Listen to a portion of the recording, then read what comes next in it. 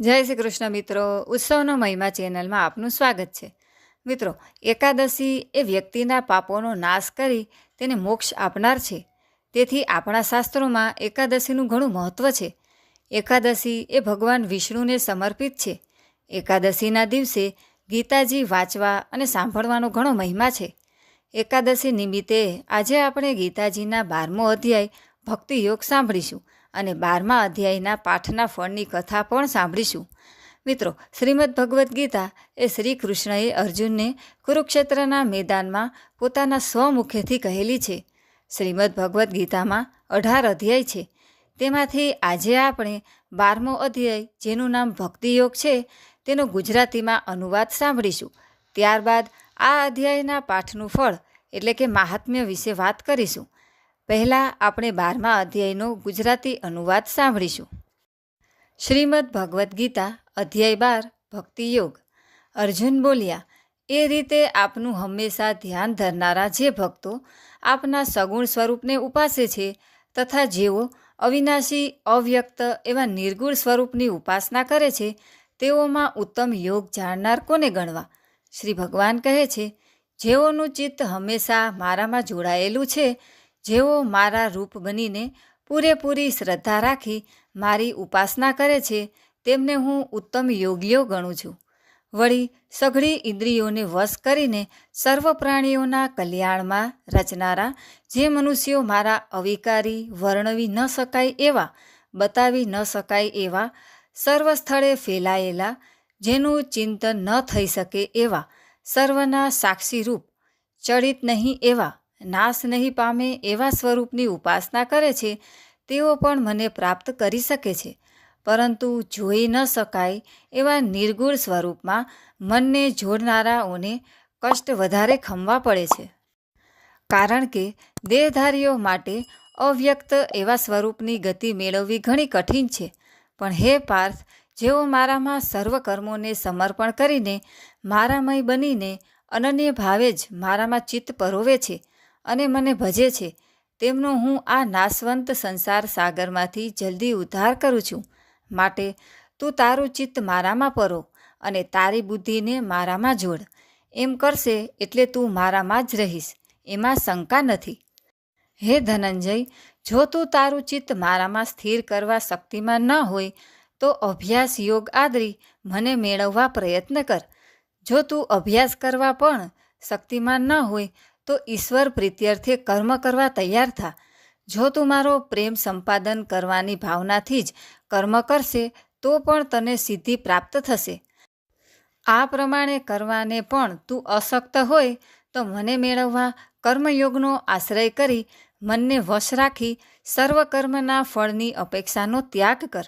કેમ કે અભ્યાસ કરતાં જ્ઞાન ઉત્તમ છે, જ્ઞાન કરતાં ધ્યાન શ્રેષ્ઠ છે અને ધ્યાન કરતાં પણ સર્વ કર્મોમાં ફળનો ત્યાગ ઉત્તમ છે.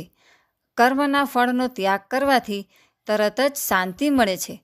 સર્વ ભૂતો પ્રત્યે દ્વેષ રહિત, સર્વ સાથે મિત્ર ભાવે વર્તનાર, દયા દ્રષ્ટિવાળો, માયા મમતા વિનાનો, અભિમાન રહિત, સુખ દુઃખને સરખા ગણનારો, માફ કરવાની વૃત્તિવાળો, સંતોષી, યોગમાં નિષ્ઠા ધરાવનાર, મનને કાબૂમાં રાખનાર, દ્રઢ નિશ્ચયી અને મન તથા બુદ્ધિ જેણે મને અર્પણ કર્યા છે એવો મારો ભક્ત મને વાલો છે. લોકો જેનાથી ઉચાટ પામતા નથી અને જે લોકોથી ઉચાટ પામતો નથી, તથા જે આનંદ, ક્રોધ, ડર અને ઉચાટ વિનાનો છે, તે ભક્ત મને પ્રિય છે. જે આશા અપેક્ષા રહિત, પવિત્ર, ચતુર, પક્ષપાત નહીં કરનારો, ગભરાટ વિનાનો અને સર્વ આરંભો છોડનારો છે, તે મારો ભક્ત મને વાલો છે. જે ભક્ત આનંદ પામતો નથી, જે દ્વેષ કરતો નથી, ઈચ્છા કરતો નથી, તથા શુભ અશુભ સર્વનો ત્યાગ કરે છે, તથા જે ભક્તિભાવવાળો છે, તે મને પ્રિય છે. વળી જે ભક્તિમાન મનુષ્ય શત્રુ કે મિત્ર, માન કે અપમાન, ટાઢ કે તાપ, સુખ કે દુઃખમાં સમાન ભાવ ધરાવનાર અને સંસારના વિષયોમાં આસક્તિ નહીં રાખનાર, નિંદા અને સ્તુતિને સરખા માનનાર, મનનશીલ અને અનાયાસે જે કાંઈ આવી મળે તેનાથી સંતોષ માનનાર, રહેવાના સ્થાનમાં મમતા ન ધરાવનાર તથા સ્થિર બુદ્ધિવાળો છે તે મને વહાલો છે. જે ભક્તો શ્રદ્ધાળુ બની મારામાં ચિત્ત જોડનારો થઈ ઉપર જણાવેલ ધર્મમય અમૃતનું સેવન કરે છે તે મને ખૂબ જ પ્રિય છે. તો મિત્રો, આપણે ગીતાજી અધ્યાય 12નો ગુજરાતીમાં અનુવાદ સાંભળ્યો. હવે આપણે 12મા અધ્યાયના મહાત્મ્ય કથા વિશે વાત કરીશું. ગીતાજી 12મા અધ્યાય ભક્તિ યોગનું પાઠનું ફળ આ મુજબ છે. શ્રી ભોળાનાથ શંભુ પાર્વતીને કહે છે કે હે દેવી, ગીતાના 12મા અધ્યાયનું ફળ શું છે તે તમે સાંભળો. જૂના વખતમાં પાંચાલ નામના નગરમાં અશ્વઘોષ નામનો રાજા રાજ્ય કરતો હતો. તે ઘણો જ મહત્વકાંક્ષી હતો. તેણે રાજેશ્વર બનવાની ઈચ્છાથી અશ્વમેઘ યજ્ઞ આરંભ્યો. યજ્ઞના અશ્વને છૂટો મૂક્યો, પણ થોડા સમયમાં રાજા અશ્વઘોષનું મૃત્યુ થયું. બ્રાહ્મણો સઘળા વિચારમાં પડી ગયા. છેવટે નિર્ણય કર્યો કે ઘોડો પાછો આવે ત્યાં સુધી રાજાના દેહને સુગંધી દ્રવ્યોમાં જાળવી રાખવો અને ઘોડો આવે એટલે રાજકુમારના હાથે યજ્ઞની સમાપ્તિ કરાવવી. કેટલાક સમય પછી ફરીથી યજ્ઞનો અશ્વ યજ્ઞ સ્થળે પાછો આવી પહોંચ્યો, પણ અલ્પ સમયમાં તે ત્યાંથી અદૃશ્ય થઈ ગયો. ચારે તરફ ઘણી શોધ કરવા છતાં ઘોડાનો પત્તો ન લાગ્યો. રાજકુમાર ઘણો અકળાયો. આખરે એ પોતાની કુળદેવીના મંદિરમાં ગયો અને અનન્ય ભાવે દેવીની પ્રાર્થના કરી.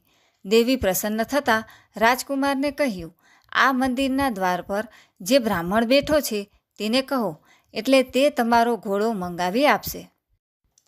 બ્રાહ્મણે ઇન્દ્રદેવને બોલાવી ઘોડો આપી દેવા કહ્યું, એટલે તેમણે ઘોડો આપી દીધો. રાજકુમારે ફરીથી પેલા બ્રાહ્મણને વિનંતી કરી કે હે ભૂદેવ, મારા પિતાને સજીવન કરશો તો હું આપનો ઘણો આભારી રહીશ.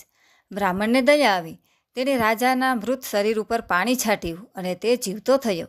રાજાએ હાથ જોડી ભૂદેવને પૂછ્યું, હે દેવ, કોના પ્રભાવથી આપે આવું અદ્ભુત કાર્ય કર્યું? બ્રાહ્મણે જવાબ આપ્યો, હે રાજા, હું હંમેશા શ્રીમદ ભગવદ્ ગીતાના 12મા અધ્યાયનો પાઠ કરું છું. તેનો આ પ્રભાવ છે. તો મિત્રો, આજે આપણે ગીતાજીના 12મા અધ્યાય ભક્તિ યોગનો ગુજરાતીમાં અનુવાદ તથા આ અધ્યાયની મહાત્મ્ય કથા સાંભળી. વિડીયો પસંદ આવ્યો હોય તો તેને લાઈક તથા શેર જરૂરથી કરજો. અને અમારી આ ચેનલ જો તમે પહેલીવાર જોઈ રહ્યા હોય તો સબસ્ક્રાઈબ જરૂરથી કરજો. અને હા મિત્રો, પાસે રહેલ બેલ આઇકનનું બટન જરૂરથી પ્રેસ કરજો, જેથી અમારા નવા વિડીયોની નોટિફિકેશન તમને મળતી રહે. સર્વે ભક્તોને મારા જય શ્રી કૃષ્ણ.